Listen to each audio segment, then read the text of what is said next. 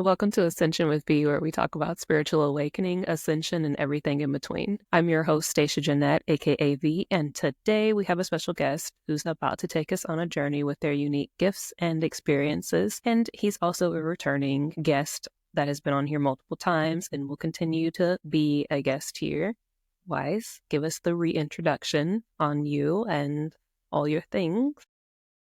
Peace, peace. I'm Wise with the Tea Alchemist. I also have a IG platform for that, which I sell tea, and I'm a conversationalist. But, speaking on anything pertaining to the mind, alchemy, and being your best version, the best version of you, your best self. Yes, Wise has essentially the knowledge on a lot of things that I didn't even know that he knew about until we reconnected recently. And I was like, snap. I'm like, you're into the astrology things. I'm like, you're into the ascension stuff. You're into the alchemy stuff too. I'm like, we got to talk about this. And he's a person that like really we can dive deep into any kind of metaphysical and astrological type of topics and conspiracy type of topics. And he's got intel on it, like he's got the knowledge on it, and he knows his shit. So we're going to be diving into some pretty juicy topics today. And the first one that I want to start out with is the owning your shadow topic, to see how we can tie that into the... You still there? Wait, I'm what's here. happening? I'm here. No, okay. I was like, wait, what's happening? Okay. Yeah. So let's do the owning your own shadow topic. What can you tell us about that? What is the shadow? I know I talk about shadow work 101 frequently, but I want to hear your side of shadows and your take on the shadow topic. And then we'll kind of do like a comparison of your view and things of that nature. Indeed. For myself, shadow, it's a part of your psyche. Now, most of the times when we think about the term psyche, what's synonymous to that is your soul. So, it's a lot of soul work that we're doing ultimately. But the psyche is what's been affecting the conditions of your mind as you continue to grow. So through your growth and development, we develop what's called a shadow, a part of our psyche. And that shadow can probably be consisted of suppressed thoughts, emotions, but that's the key word, suppress. And in due time, if we're not careful, if we're not aware of these shadows, it can come out. It can come out subconsciously through how we emit and present ourselves. So we're always emitting an energy about ourselves, whether we're consciously aware of it or not. But there's the best version of self, but then there's also that shadow version. That's the part of yourself where you might have developed no neutrality to your triggers. You haven't neutralized your own triggers and everything. So it's like when certain things often trigger you, and it could be in the moment, but then it would take you to a past experience, because the experience is something that's realized internally, right? But it'll take you to a past experience, and then all of a sudden you're projecting your emotions, or you're reacting strongly to the situation, and it may not even call for that type of energy. Right. When it comes to dealing with the psyche and the shadow, we definitely have to work more on securing our own energy ourselves. So owning our shadow becomes necessary. And then also, which we'll get into the topic of later, not just the shadow work, but shadow integration. Okay. Now, I think for me, you pretty much covered the same type of point of view with the shadow work things. I mean, in my experience, what I always talk about in my courses and my life and everything that I do, shadow work for me is essentially the same thing of going in and dealing with, I always call it like the Pandora's box of things, opening up the Pandora's box of things that have happened to you in your past and your childhood and your life in general, the things that, like you said, were suppressed and you didn't properly deal with as you were going through them. And most of the time, those things are what you said, the subconscious parts of you. A lot of times people don't even know that these are things that are still like festering beneath the surface. I wrote I wrote in my book, I said it kind of comes from when you're dealing with childhood traumas. Like it goes from being the monster under your bed to the beast inside your head. And like this is what it is, because it could have been something that was really not a huge thing at the time, but it affected you. And because you didn't deal with it, I know, like me personally, a lot of times I was told, I think this is in the Black family household. I'm sure every Black child growing up heard this, like, stop crying before I give you something to cry about. Right, right. And it's like the most toxic thing ever, right? Because now, like growing forward, and no shade on anybody's parents, because again, we got handed down things, you know what I mean? And it's stuff that you can only do as good as you know, right? And so no shade on the parenting, but like hindsight of looking back, it really kind of effed a lot of us, because it put us into this trajectory, this mindset, this conditioning, this programming of thinking, I can't express my emotions, like I can't cry, or I can't, so when things came up that made you want to cry or made you want to act out, we did this thing of like, well, we don't feel that, we're not going to acknowledge it. And that, whatever it is that you didn't acknowledge, is now just sitting under there, like bubbling and boiling and turning into this like super toxic thing over time. And so, when you finally do get to the point of having to deal with it via your own self, putting in the effort to uncover what's going on and diving into your shadow self of your own free will, or by God's source universe taking the reins and throwing you into something that literally forces you to deal with it. Either way, you open the lid and it's like, oh my God. Right, right. And that's another thing. Like it's not always bad either. Sometimes the shadow is where we find our gold. Sometimes Exactly. As soon as you get through that top layer of muck and Mhm. grime and shit, it's so much like untapped potential left in there. So many things. Right, right. That's where the change happens, the transmutation happens rather. We're always, as an alchemist, the thought behind an alchemist was to transmute a base metal to gold. Gold. So if you think about like metal and you correspond that to the mental, it's like we're transmuting these base desires or base concepts into something higher. We're even changing the experience from an experience that was probably dull as lead to an Yeah. experience that's bright as gold. And that's where shadow work becomes beneficial to alchemy as well, especially alchemy. I think shadow work is an alchemical practice in itself. Can you elaborate and expand on that? Yeah, yeah, of course. When we think about the shadow and becoming aware of it, first and foremost, that's the goal, is to become aware of the shadow, to know that it exists, to have that utter awareness to where you can capture your triggers in a moment and you can transmute that trigger into something that'll be beneficial. It's like, you know what, like for instance, I'm driving and normally old me would probably cut somebody out if they cut me off. That's the shadow part of myself, right? That's the shadow part. I'll be like, "You mother, you slow mother," or yeah, I'm like, and then all of a sudden I'm thinking to myself, like, why am I letting, I had to take a pause for a second. I had to really realize, like, why am I letting this trigger me? What's the root of this? Why do I need to get somewhere? Why do I need to get to this place so fast? Wait a minute, I thought I made Right. enough time.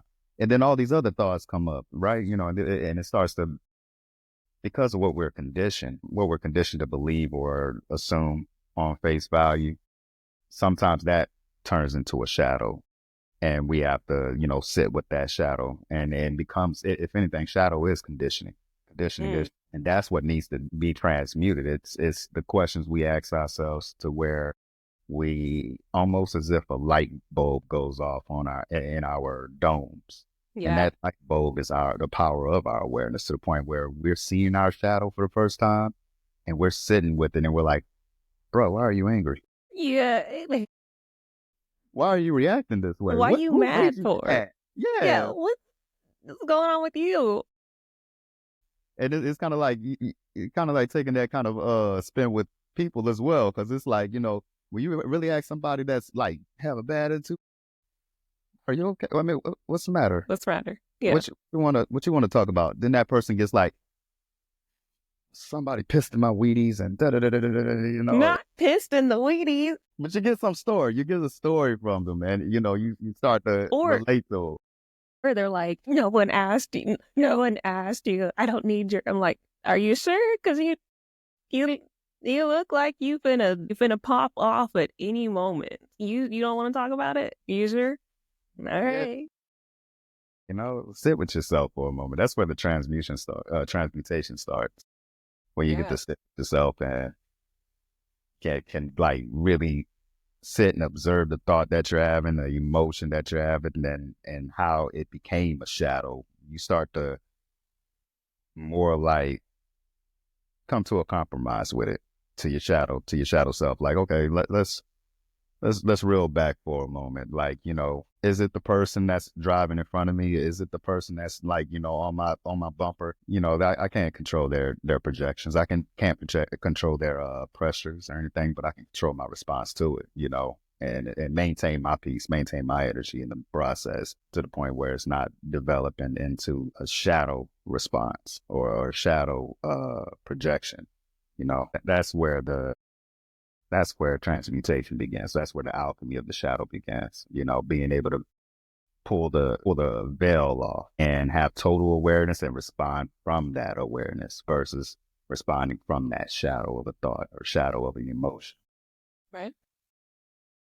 I'm gonna keep it a buck 100 though. Like there will always. I feel like there will always be certain things where maybe not always, but I just know in general, I don't know if I'll ever be able to fully get rid of like that side of me that's like, oh, so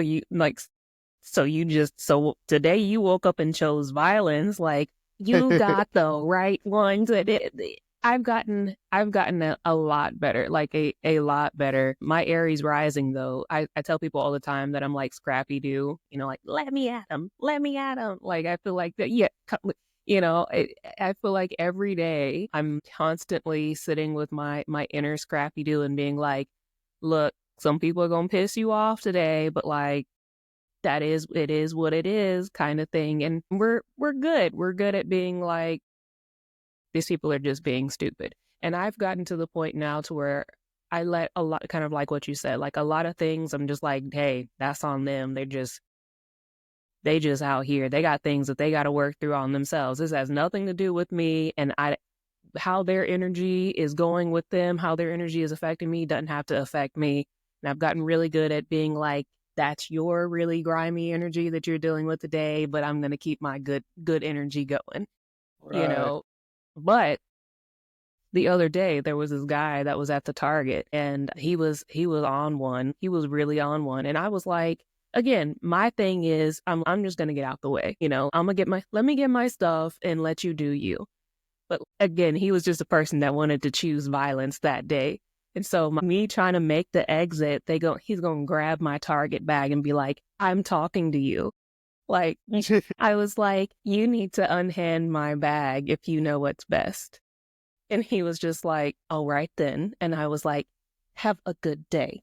Oh my goodness, right? Yeah, yeah, and that's part of shadow integration right there. I mean, like, something you're responding to a moment right there, like, hey, Like, but why is your face yeah, when you were like, yeah, because I'm like the audacity, bro. you know what I'm saying? Literally, when it happened, I was like, You lucky I done this work on me, because me, I would have probably grabbed you. yo, literally, and then my inner Scrappy dude was like, Let me at him. yeah, Let me at him. so much, so much. But be honest, in that situation, how would you have reacted, guys? Man, if in that situation, blatantly, I mean, just been like, you have an effing problem. Like, do you have an effing problem? What's going on? What you grab? What's going on here? Yeah, yeah.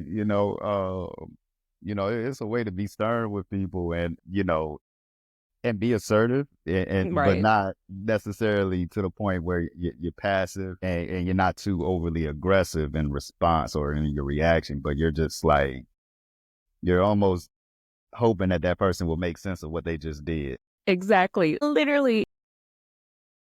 Yeah, like, do you realize what you're doing and where this will lead to if you Right. continue to progress? You're stepping into dangerous waters. Right. This is me warning you. This is me giving you the invisible warning shots. Yeah. It's my shadow give you the warning shots. Literally. Like I think more than anything, like the look that I gave him on the slow turnaround was probably what scared him the most, because literally Mhm. I was Facts, facts. like, oh, I see. Right. I Where see. this is gonna go. Yeah. Yeah, and that's the thing. Like, I know I have a bit of an intuition when it comes to seeing how certain actions are going to unfold. I take it from a chess player perspective. Once Mm, I make a move, I know what is going to happen on the board. I know exactly what other moves can be made on the other end, on the opposition end. So right. with the same way I play chess is similar to life. Depending on the move that I make, I know it's going to bring forth a couple of other moves that's going to be a counter to that. Mm-hmm. Now, in that certain scenario, me knowing how certain things will unfold, it's like it takes a mature mindset too, and it definitely takes a person that own their shadow to be able to, like, hey, I can really go toe to toe with you right now, but I'm really letting you know, Yeah. like, do you know what you're getting yourself into? You might want to unhand this bag. You might want to, Right. change your tone with me, or you might want to come down a bit. Like, Literally. in a sense, you're.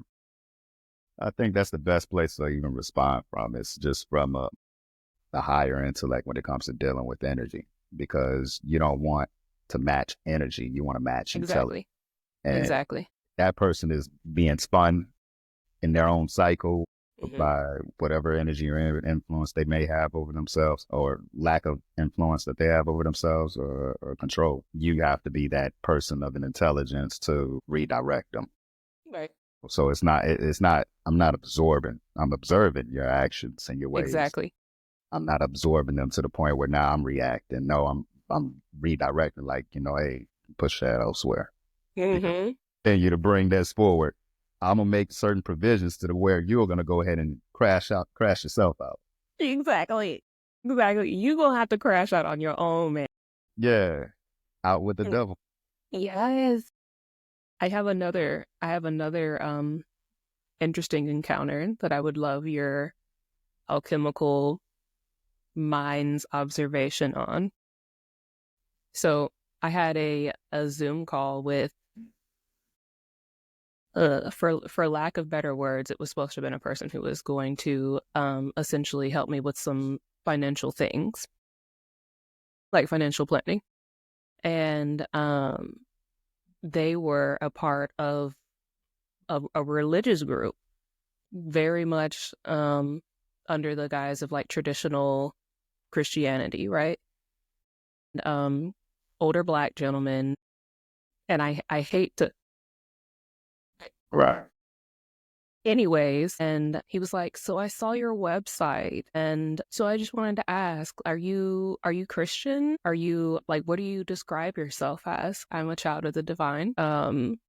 He was like, "Right." He's like, "Well, I know you have spiritual gifts and these things of that nature, but not everybody has that kind of power. Not everybody has those kinds of gifts and abilities, and you have to be careful with, where you're getting your information from and how you're putting your information out there, because the garden of Eden and everything was a fine and holy place, and the only voice that they heard was that of God's until the snake came and blah blah blah." And he was just going on and on. It was like just a full attack on what it is that I do, right? Right. And so um I let him go on his spill for like 5 minutes, right? And the entire time, like, I could see he was in super, super triggered anger mode. Like, this man was triggered. And the entire time I just held it down the same way I'm talking to you right now. Never went any higher, never went any lower. And answered his little questions. And finally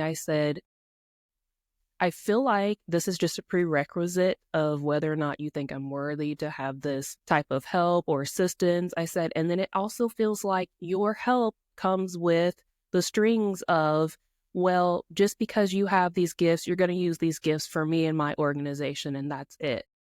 Right. And you're going to play by my rules. And he's like, there's rules and regulations to having those kinds of gifts, and you have to be careful with them, this, that, and the third. And I said, well, listen, I've been using these my entire life, so I know what I'm doing and I know how to use them. I also know when somebody has a negative entity attached to them, or if they are involved with negative energy. And I said, and I know when people are trying to extort my gifts. With that being said, I'm going to go ahead and bow out here. And he's like, oh, no, no, no. Like, that's not what's happening here. And I said, that's what's happening. That's what's happening. And, but the entire time, like, I've never seen somebody be so unnecessarily angry, like very, very angry. And then I just let him go on with his spill. And then I just bowed out. And he was still talking. And I was like, all right, see ya.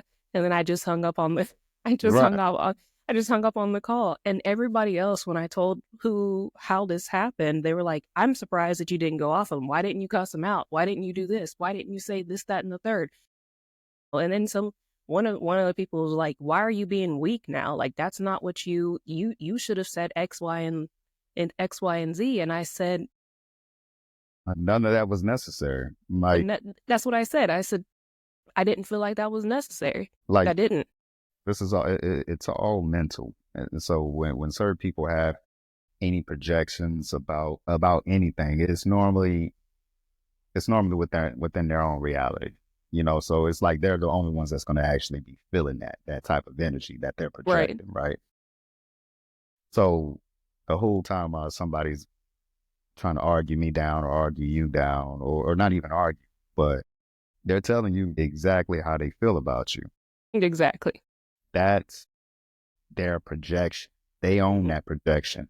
Who's going to be feeling that for the rest of it? Because that's your issue. That's you. That's how That's you feel. you. That's how I you don't feel. have to participate. All I have to do is say yes or no. And if Right. I say no, it don't take much energy. I don't have to, come back with no cuss words or nothing like that. I'm just like, "Oh, Right. that's I'm not, good. yeah, peace. Yeah. Yeah. It's a victory for me. I'm not, yeah, that's, I think those type of reactions and people who want to feed off of those kind of reactions, that it's more egoic than anything. And Mm. that's easing God out, because that's easing out your divine self from being present. Now all of a sudden that's actually what starts to even create a shadow, because then you get caught up in this woulda, coulda, shoulda actions. And Mm-hmm. then all of a sudden, every time you get even an ounce, or not even an ounce, but just a nuance of a trigger from somebody that's kind of like that person, that's that person, you're already coming up with a mental argument in your mind on what you would say to that person, and that it doesn't even exist. It Like, doesn't exist. Right. so we're giving it energy, we're giving it power to the point where we start. So Okay. you have the right response to that situation. I wouldn't once I let you go with your spill, and once I draw the line, Right. that's a wrap. Now if It's a you wrap. yeah, It's a like, wrap. yeah. So if you want to continue to talk, and I already said my piece and already made my piece clear as day, and you still want to talk, okay, click. Literally. That's what you Literally. did. That's what you did. I'm same way. Like, when it comes to energy and the exchange that we have as human beings, it's important to protect your energy. And Above all. right, got to protect it. You got to make sure that everything that's emitting from you is of a sound mind, and it's tamed with precision. So, it's tamed with precision, and you're also secure about what you're letting in. You Yes. also you have to approach it with a pace to where you're taking your time when it comes to dealing with other people's energies, because of what they project and everything. It might be forceful and impactful, but if you're not careful, now you're operating on their timeline, because they didn't Mm-hmm. like a birth record to that energy projection that they done spun on you. Mm-hmm. Energy spirals. It Yes. ascends or it descends. We could either ascend to a satisfaction, mutual energies and frequencies that, we're resonating with, or we could descend into a dissatisfaction, into hell. That's all a condition of the mind anyway. Heaven and hell is more conditions of the mind than anything. And I mean, when it comes to church or, religion and religious folks, a lot of the messages are just lost in translation. It's not, Bad. yeah, and it's not contemporary. You're talking about like people that, in order to make sense of their timing and everything, they're using references, and that's how they're looking to relate to, people of that time. We can't Right. continue to, take that same revelation and apply it to contemporary. Right. Yeah, we have to utilize the natural laws of this universe and just our minds to Right. get the concept of what's being said in those books, because they're not bad books. No, no. There is like in every kind of quote unquote religious text or sacred knowledge book, Mm. there's bits and pieces of similarities and truth hidden within, but it's like literally having to find the hidden truths in a whole bunch of not, Right, and you know what I'm saying? And there are similarities and there's truths in all of them, but it's not all truth. no, no. Some of it is definitely fabrication, but that's the whole thing. You have to get an understanding of it. Exactly. Once you get that understanding, make it practical. If you can apply it, then it's serving its justice. But Right. you can't apply it. If you can't make it make sense, don't try to Right. force that on me. Right. And that's what I kept saying. I said, I think the example that they were given was like, if spirits are talking to you, you got to make sure that those spirits are of good. And I was like, can I just ask this? How did they know in the Bible who was good and who wasn't? Like I said, like when somebody came to one of the prophets, a non-physical being approached these prophets and said, these are the things that are happening. I was like, everybody just took it as like, well, that was what was said, you Mm. know? Oh, you right, right. Y'all haven't got the like. And that's the thing. It's like, what if that person's talking about their subconscious mind? You know what I'm saying? Like, I was like, make it make sense for me. Right. There's levels to it. Is levels to it. Is levels to it. Is the understand you got to have the understanding. Right. Period. 100%. Anyways, okay, so you touched on something just a little while ago that I wanted to segue into about essentially like knowing your energy, and I want to talk about the open energy centers versus your fixed energy centers, coming from the human design perspective or aspect of it. Well, yeah. First and foremost, human design is it's a beautifully put together construct that delves into quantum physics. It was by Raul Uru. He's the creator of human design, but the human design system, it touches on energy, pretty much your energy centers. You have a total of 9 energy centers. That's almost synonymous to the 7 The chakras chakras, and right? the chakra energy center. And you're dealing with energy. So you're talking about, when you think about the word chakra, you're dealing with the will, and in instances, this can be energy to where it could be blocked and it's not producing, or it's not emitting, or it's not carrying it through due to probably some shadow work that needs to be done, or it could be a free flowing. It's an abundance coming from you. So how we get to knowing which part or which center is open, and which one is defined or fixed, right? Or undefined is open, and then defined and fixed. That's a different entity in itself. You look to the 9 energy center system that human design has. So this covers the root. That's 1. The sacral. That's 2. Spleen. 3. 4 is solar plexus. 5 is the heart center. 6 is the self center. 7 is the throat center. 8 is the ajna or the third eye center, and the 9 being the crown center. So these are all energy centers, and they all have different properties as far as like the energy that's emitted or the energy that's received. For instance, if we're starting with like the root center of the human design system, with the root, you could be open or you can be closed or defined. Now, if you're defined, that means you are the pressure.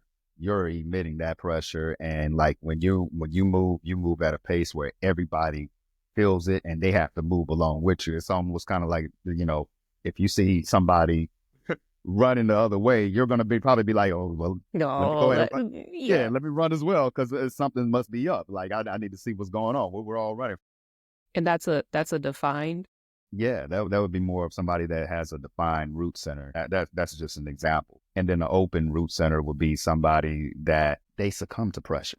So Mm. that would be the person that is actually following the person that's running versus, wait a minute, that's they're not using that discernment to where it's like, you know what, that's not my place to run. First, let me look. Okay. Yeah, what the hell they running for?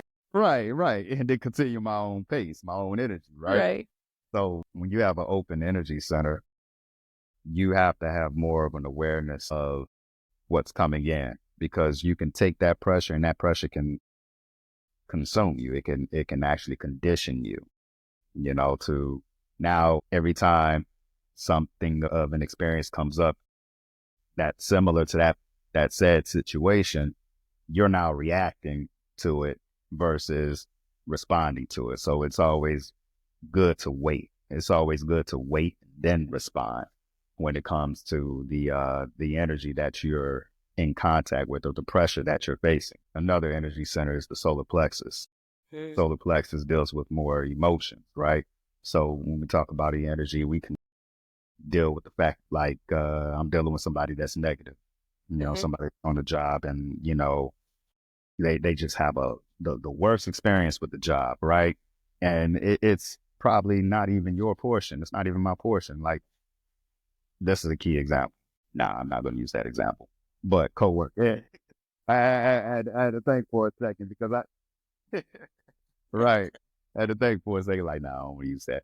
But yeah, if a person is experiencing a negative emotion to something, if I'm open, if I take on that person's negative energy and it consumes me, I'm absorbing their energy, Right. then now I'm feeling the energy that, they probably they're done with it, right? But now that energy But passed now on you, to me, and I'm yeah. feeling it. And for E- what? It doesn't exist. I'm not even having the same experience as that person. Right. Not or having the same event as that person, you know? Right. So when you have an open center, energy center, it's important to have and utilize that awareness and discernment to check things at the gate, just like check it and to pass it off, redirect it. Almost kind of like what I was talking about earlier when it comes to a person that is perhaps they're charging you up. They're trying to, they're focused on, F in your day.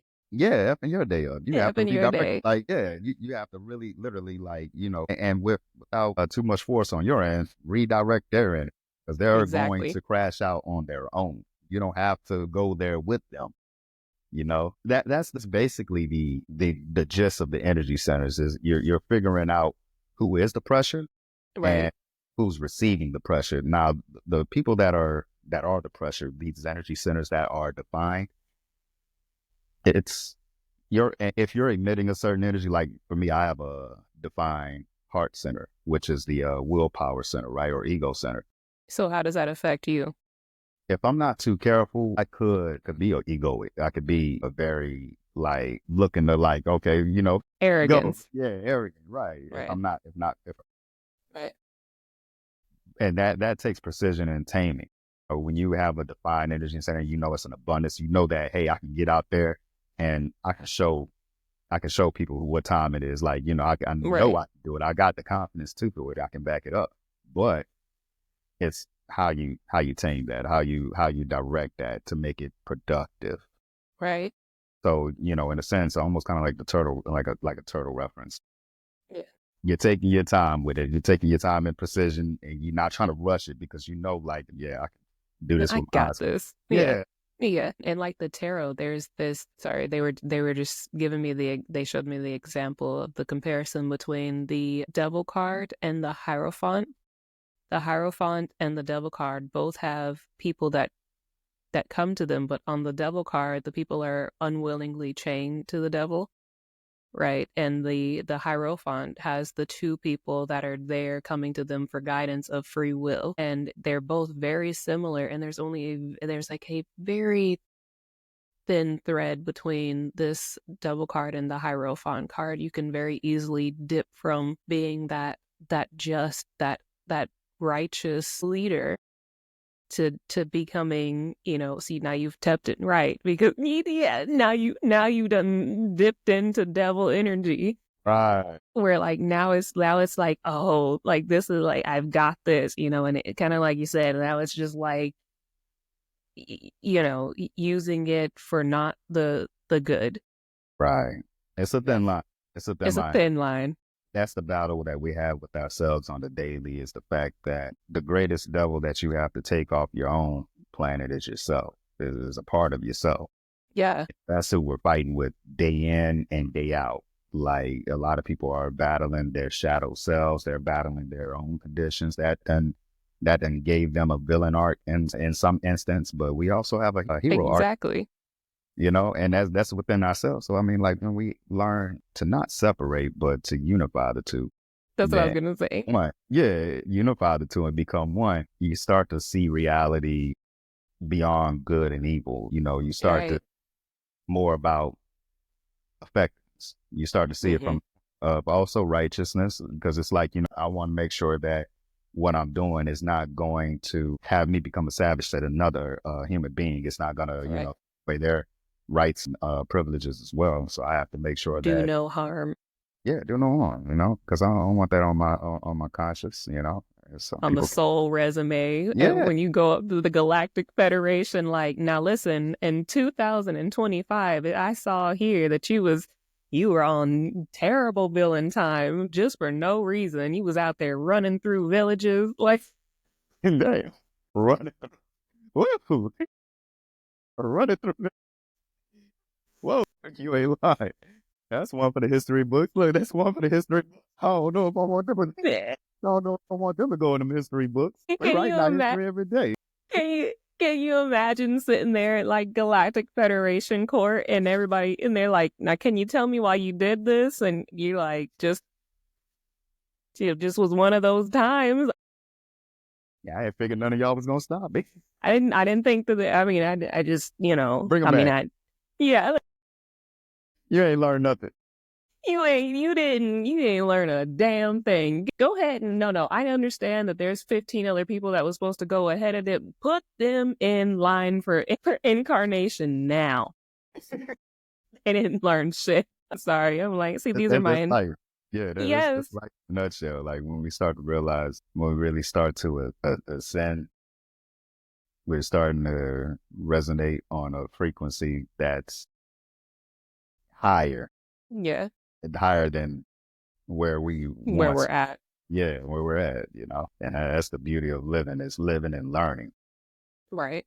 Yeah, because I mean, like, after this life, after my TV is cut off, the broadcast is still going to continue elsewhere, but I want to make sure it's Exactly. on a higher channel. I had this thought the other day that it was a channeled message. I don't know if you saw it or not. I don't know if you were on Threads at that time.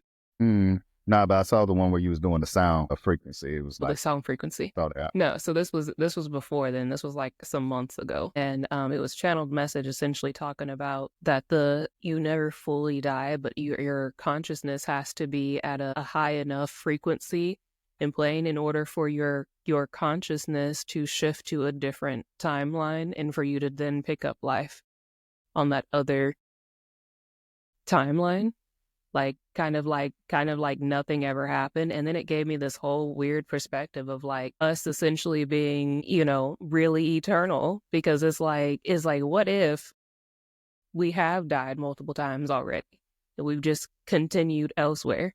You'd never know. You think about light and consciousness itself. It travels at a speed. It's Right. in a sense, we're we have different parts of our bodies. We have a light body too. Exactly.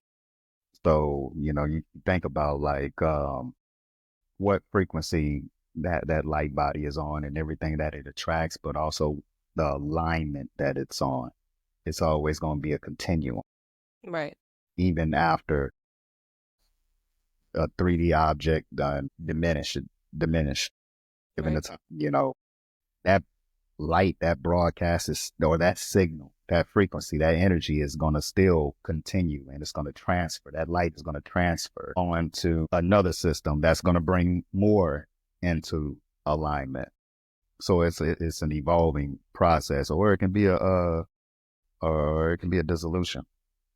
Mm. If we're not careful, we could really, and I want to say that's how, when we're focused on low vibrating, That. yeah, energy, or like, concepts Hmm. such as like, things that's carnal, flesh, desires, material. Like, I know if I was even of a materialistic mind, then I know that would anchor me from learning. It would anchor me Right. from advancing my mind to travel these dimensions, to travel in thought, to travel in light Yes. and ascend and make myself light in my body. But if I'm, heavy under the influences of ego and the vices that come with it, then it can consume a person to the point where now, afterwards, when that person's TV cut off, Right. the energy it's not going to carry. Right. It's not going to even carry far. Right. To be able to transfer. Yeah. Right, right. So that's something I always consider when it comes to life and death, and just overall, like, not being afraid of that, not being afraid of not even being concerned about an afterlife. It's more like being concerned with, how am I present? How am I? Wait. Yeah, right, right. Exactly. How And do I? that's something that I can back like 1,000%. Is I look back on that frequently. Like, had I have been like operating from some really negative energy, would I have continued to transfer over with as many times as I have quote unquote died, and like literally died? But do you know what I'm saying? I think about this frequently. Like, what if I had chosen the village route? With as much shit as I was going through in some of the worst times of my life. Like I said, you've known me for a really long time. So it's some of the worst points and times of my life. And that's what I tell people always is there's always a choice every single day of which way you're going to go. You can take the village route, or you can take the, you know what, this is some bullshit that I'm dealing with, but I'm gonna keep trugging along. I'm gonna keep, working on me and doing me route. Everybody, every day, like, you have the option to choose whether or not you're going to choose to do better and work on yourself, or you're going to just crash out. Like, Right, right. you, you You choose do. your own adventure. You are literally choosing your own adventure in You life. are. You literally are. Do you know what I mean? And so, like, I wonder though, like, I'm like, if I had chosen the crash out route, I guarantee they'd have been like, that's it for her. Like, 'cause she ain't learned nothing. No, they literally, and like, nah, cause she out here doing too much. Like, no. But it is, there's always, that's why I say there's always a thing, evolve or repeat. And Mm, I feel like mm. nobody has the right to be hating on people when they choose. Just like you have the choice every day to choose to grow and heal and evolve and ascend and do better. Don't be hating on people who chose that route just because you didn't. You can still make that choice. Literally, today, right now. You can literally be like, I'm not going to crash out. Like, you What know? you come to a mindset where it's like the will versus the ego, right? It's like, Right. what I have to prove. What do I have to improve, or what can I improve on? And then let that for itself to show that I can improve on holding fast, or having a discipline. Let me Mm-hmm. improve. these aspects of myself to the point where I own that energy. I own myself. I own me. Right. I don't have to react to nobody. I'm not on anybody's chain or string. Exactly.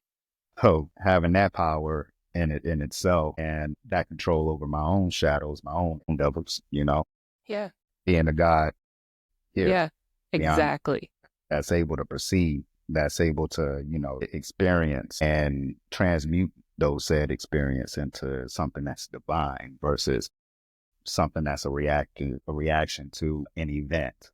We have a lot of reactionaries, but we don't have we don't have anybody that's like just evolving their experiences past, past past what they perceive, What they're experiencing or what they've gone through.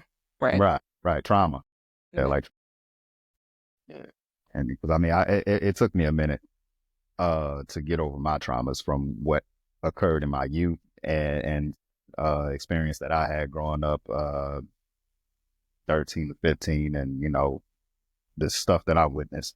And then I had to really get it's almost as if I had to go back in time mentally, right? Exactly. To that part of myself when I was 15 and like actually be there to like reshape the experience. Reparent, rewrite the story. Right, right. Once you revise the story, then you start to carry yourself presently. You start to become more present, you know? And that's beauty right there because I mean, it's like literally nothing, there's no problem in the now. Never, never. Literally, most of the, not even most, all the problems are coming from something that you're worried about in the future that has not and probably won't happen, or something that has already happened in the past that no longer exists. Right, right. So dealing with your current existing, I mean, your current state. When you're dealing with that current state, there's so much power to exalt from that state. There's like so many changes can come out of that state. So as an alchemist for myself, and especially what I inspire to others, is to transmute that to the most desired, the most highest state possible. If Right. I transform my being into the most supreme state and just stay there in that present, not stay there, I'm gonna still move, but it's just to Right. be present Not in that stay there. state. Yeah. Yeah, just to be present in that state. Then I know all things is taken care of. Everything's taken care of. I'll manage. Right. That's power. That's true power. Yeah. I feel that. I feel like that's the beautiful spot to be in, and I think there's that. I feel a lot of the resistance that comes from people wanting to do the shadow work comes from them knowing that essentially exactly what you just said, they've got to go and sit with and acknowledge those traumas, and then the other caveat to that also that I deal with clients frequently is they're like, well, I don't want to lose what I've built. Like, yeah, but you built it the wrong way. Anything that was built upon negative, anything you didn't build the right way and is built upon a shaky foundation, yeah, like you gonna have to start over. Yeah. Like, but you have to be willing to, like, are we trying to equate material things to the value of your soul and eternal life? Like, but it's this frequently where a lot of people don't want to lose what they have built thus far, Right. you know? Sometimes it's a requirement. If you want things or anything to change, it's almost as if like, I need to make space. Right. I'm cluttered right now. I have so much material possession that's not in use. Everything That's is not principle. Yeah, right. right. It's universal principle. Everything's to be used. Nothing is to be wasted. I got that principle of Burrick Davenport. I call it he also go by the name of Mahdi, but he taught me that principle a long time ago. And I was like, I carry that with me to the point where it's like, hey, I make everything cycle through because it's being used, but at the same time, I'm using it for sustainability. I'm not using it as just a anchor myself to like to be the said possessor of this, and all of a sudden now I'm like doing everything of the ego to Man, right. keep it right, yeah, Right. or prove its value, and yeah, no, Yeah, no. long left that. Yeah, no. All right, Wise. What else do you want to talk about as we close out? I know we just left. Well, I think that's it. Yeah, I think that's it for the most part because it's kind of like it's kind of like time ended itself for a minute. Um, once you're It off of did, time, yeah. Once did though. You were like, yeah, but no, I think we covered about everything. if not, you can let me, if you think of anything else, obviously there'll be another time you can tell me what you want to talk about then. Right, right. Control our own timelines. That's everything. And the only thing we can control our own timeline is controlling our energy. Period. We have control of Period. our energy. Period. That part, because think about it. It's what we give life to. What are we giving life to right now? Right now. Mm. Right now. You know? Yeah. And everything, there's all sorts of possibilities that can come from that very moment, that Yeah. present. So, Presents. but That's why it's a present. right. And It's it's a a gift. that part. Like, all right. All right. Anyways, thank you so much, Wise, for being here and gracing us with your gift and your knowledge and your intellect and your wisdom once again. And can't wait to speak with you once more and all the things. Again, please tell people where we can connect with you. I'll have you in the show notes as well as usual. But where do we connect with you? IG, the Tea Alchemist, pretty much I also sell tea, but, I love to have tea and conversations like this. Tea and conversation. Right. I All right, love it. guys.